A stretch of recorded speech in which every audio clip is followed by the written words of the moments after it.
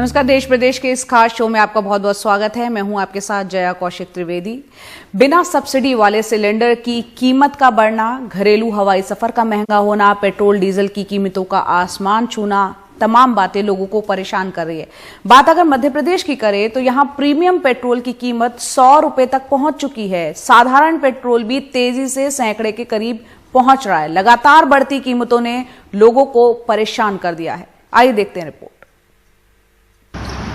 Petrol pump में premium petrol ने century लगा दी है। राकेश परेशान है, गाड़ी में तेल भरवाएं या बैंक की किश्त भरें।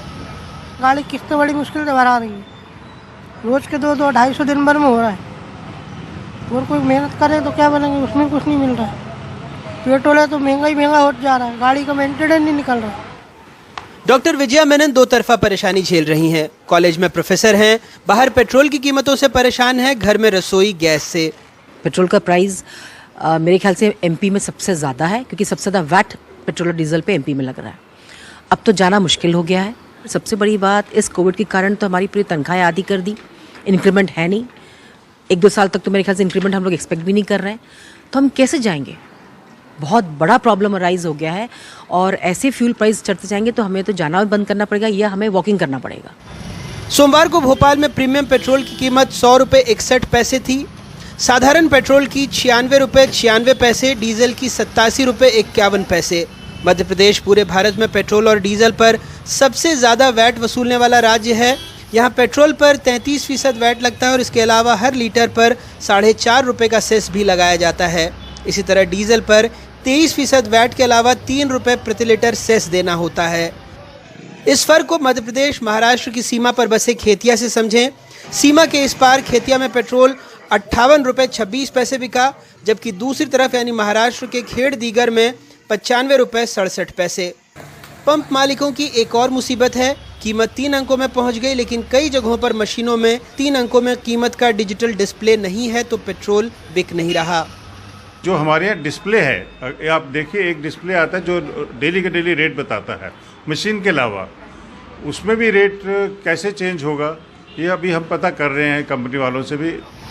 सरकार में एक मंत्री जी वर्तमान के सवाल पर सोलर ऊर्जा टाइप भविष्य के जवाब दे रहे हैं, दूसरे सवाल सुनते ही कार चलाने लगे। ये तो पेट्रोल और डीजल के दाम भारत सरकार ने जो वहाँ पर डेली बेसिस पे जो अंतर्राष्ट्रीय लेवल पे होते हैं उसके अनुसार तय होते हैं। अगर वहाँ कम हो जाते हैं तो इधर भी कम हो जाते हैं, बढ़ जाते हैं वहाँ बढ़ जाते हैं। तो वो एक पूरे भारत में उसका किया जाता है। अपने यहाँ टैक्स भी तो ज़्यादा है सर।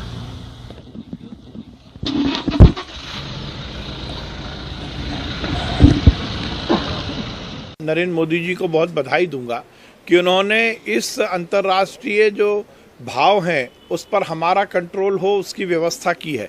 जिस प्रकार से सोलर का उपयोग आगे आने वाले समय में परिवहन पर होगा, जिस प्रकार से इलेक्ट्रॉनिक और इलेक्ट्रिकल गाड़ियां देश में लाने का मोदी जी का निर्णय है, वो निश्चित रूप से अंतर्राष्ट्रीय जो बाजार है उस पर हमारे नियंत्रण को और मजबूत करेगा।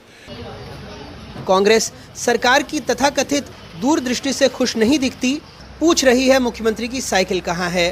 कहाँ गई वो साइकिल, ने कहाँ पंचर हो गई, ये कमलनाथ जी ने भी पूछा है। कुल मिलाकर जब डीजल के भाव बढ़ते हैं तो किसान परेशान और ट्रांसपोर्टेशन बढ़ जाता है, महंगाई लगातार बढ़ जाती है, वो बढ़ रही है। कोरोना काल में लोग परेशान हैं, काम धंधे बंद हो गए, नौकरियां चली गई और ऊपर से डीजल पेट्रोल की मार और रसोई गैस की मार।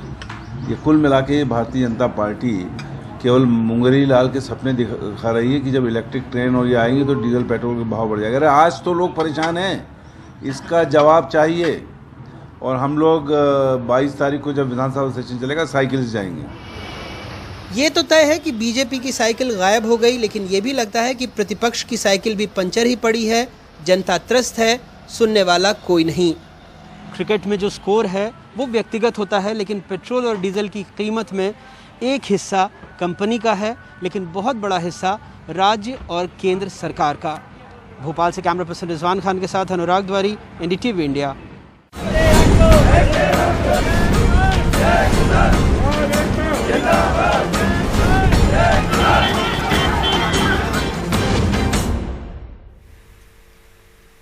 अब आपको लिए चलते हैं अलीगढ़, जहां एक किसान ने 1.5 लाख का बिजली बिल आने पर फांसी लगाकर खुदकुशी कर ली। किसान के घर वालों का कहना है कि उसके घर में सिर्फ एक पंखा और बल्ब जलता है, लेकिन छापा मारने आए बिजली विभाग के लोगों ने उसे बताया कि उसका बिल 1.5 लाख रुपए आया है।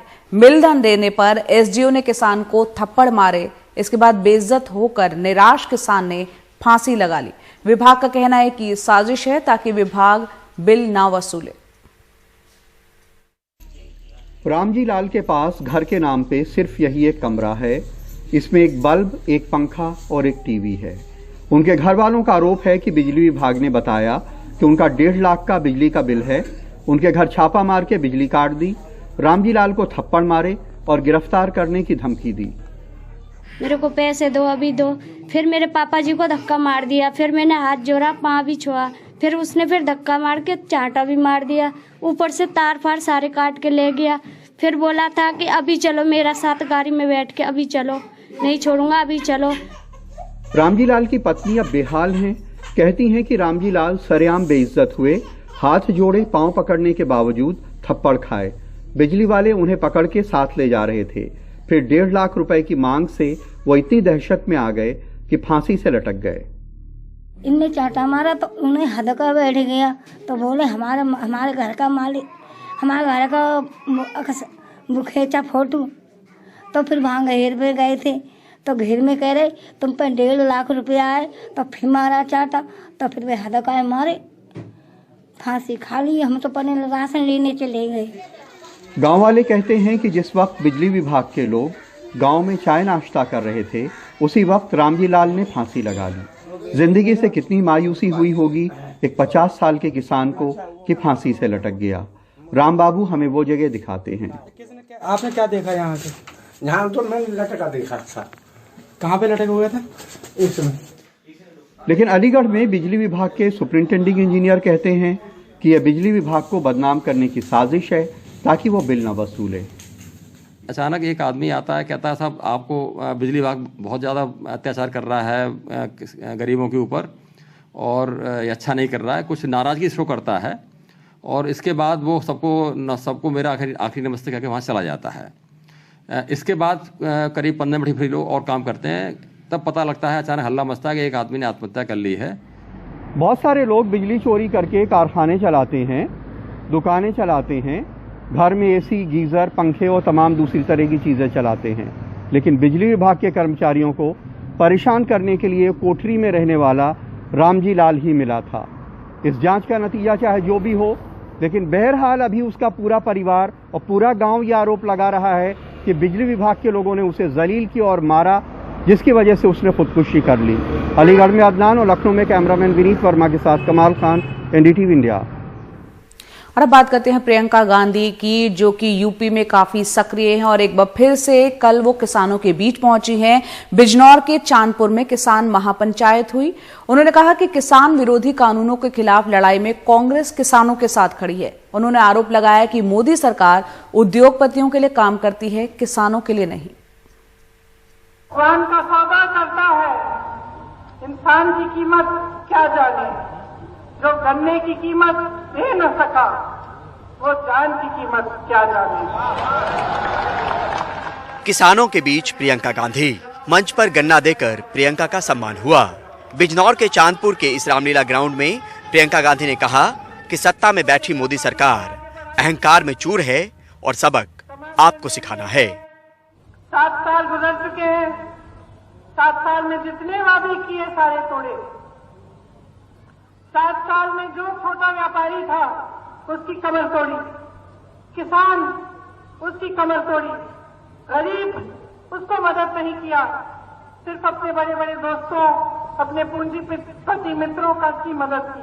राहुल गांधी आपके साथ है, कांग्रेस पार्टी का एक एक नेता आपके साथ है, एक एक कार्यकर्ता आपके साथ है।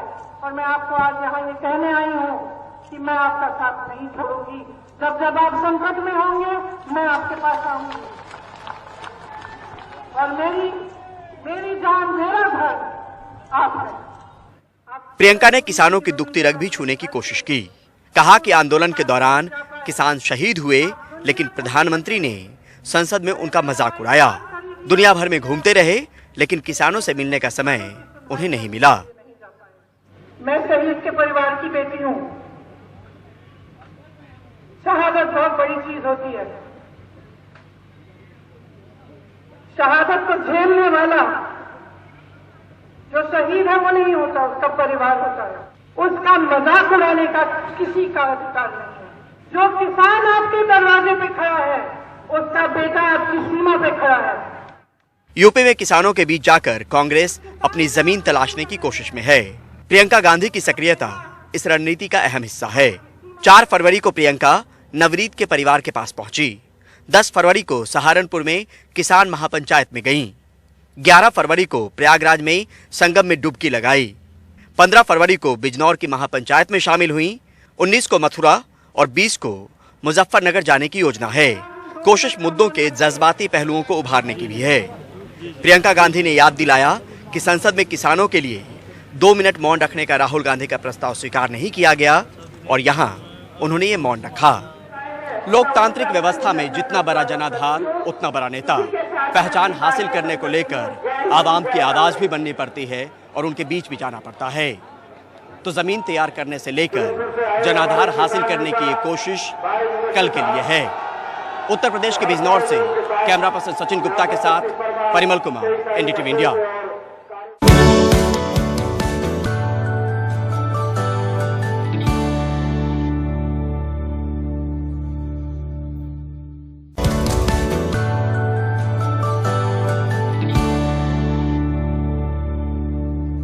ब्रेक के बाद एक बार फिर आपका बहुत बहुत स्वागत है। कोरोना और लॉकडाउन की वजह से ट्रेनें चलना बंद हुई तो व्यापार और पर्यटन के क्षेत्र में बहुत बड़ा नुकसान हुआ।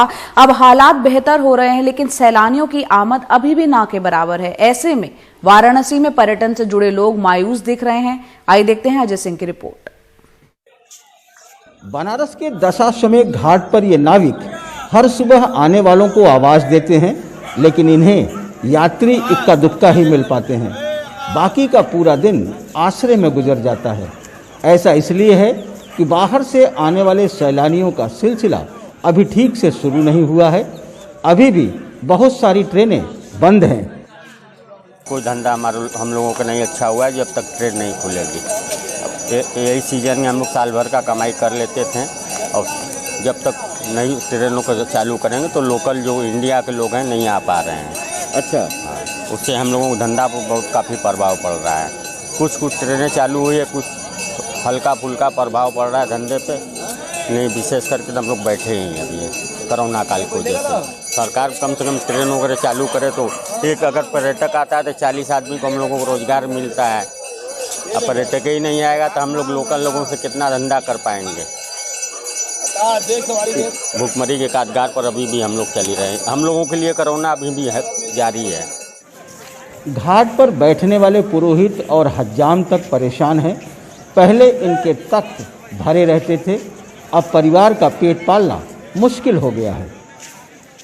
अब देखिए, आना जाना तो हर चीज़ चालू हो गया है, हॉल चालू हो गया है, बच्चों का स्कूल चालू होने वाली है। ये अभी तक बाहर के यात्री नहीं आ पा रहे हैं। जब सब कुछ चालू हो गया तो ट्रेन भी चालू कर देना चाहिए। अगर फादर का डेट हो गया, अभी तक लोग अस्थि लेकर रखे हैं, घर पे रोक रखे हैं कि ट्रेन चालू हो तो हम चले। ट्रेन आता था तो पूरे इंडिया से चलते थे। मान लीजिए फ्लाइट बंद किए हैं, ठीक है चलेगा, लेकिन ट्रेन तो चालू करे। सरकार को अब सोचनी चाहिए, इसको गंभीरता से इसको लेना चाहिए। ट्रेन वजह से हम लोग का धंधा सब बहुत कम हो गया है। अच्छा जी, ना ट्रेन चलने से हम लोग व्यस्त रहते हैं और ना रहने पर हम लोग को थोड़ा से दौड़ना धूपना पड़ता है। 2-4 आते हैं तो हम लोग वैसे में हम लोग बाल दाढ़ी अपना रेस्टी चलाते हैं। महाराष्ट्र से आए थे, तमिलनाडु से आए थे, आंध्रा से आए थे, महाराष्ट्र से थे, दिल्ली बम्बे से लोग आते थे। बाकी इस समय बंद होने से कोई जजमान नहीं आ रहे हैं इसमें। अच्छा, वो लोग आते हैं पिंडदान वाले, तो हम लोग को बार बनता है। अब पिंडदान नहीं होगा तो बार कहाँ से बनेगा। अकेले बनारस कैंट स्टेशन से लॉकडाउन से पहले कुल 118 ट्रेनें गुजरती थी, लेकिन अब 61 ट्रेनें आ जा रही हैं। मुसाफिर भी पहले के मुकाबले कम सफ़र कर रहे हैं। अभी तो धंधा बहुत कम चल रहा है, लोग बाहर के लोग आ नहीं रहे हैं, ट्रेन नहीं चल रही है, इसकी वजह से बिक्री बहुत कम है। तो कैसे कैसे करके यहाँ पर हम लोग अपना रोजी चला रहे हैं। क्योंकि बाहर के लोग आएंगे तभी तो कुछ होगा। ट्रेन चालू है नहीं है, सरकार ट्रेन बंद रखी है, क्यों नहीं चालू कर रही है सरकार ट्रेन? अब हुए क्या नहीं हुई सरकार। पहले जैसे ट्रेनें न चल पाने के पीछे सरकार की अपनी कुछ मजबूरियां होंगी, लेकिन इस मजबूरी से इससे जुड़े लोगों के व्यवसाय और रोजी रोटी पर बड़ा असर पड़ा है। ऐसे में सरकार अगर इस दिशा में भी कोई सार्थक कदम उठाती तो इन लोगों को बड़ी मदद मिल पाती। वाराणसी से पुरुषोत्तम के साथ अजय सिंह, NDTV इंडिया।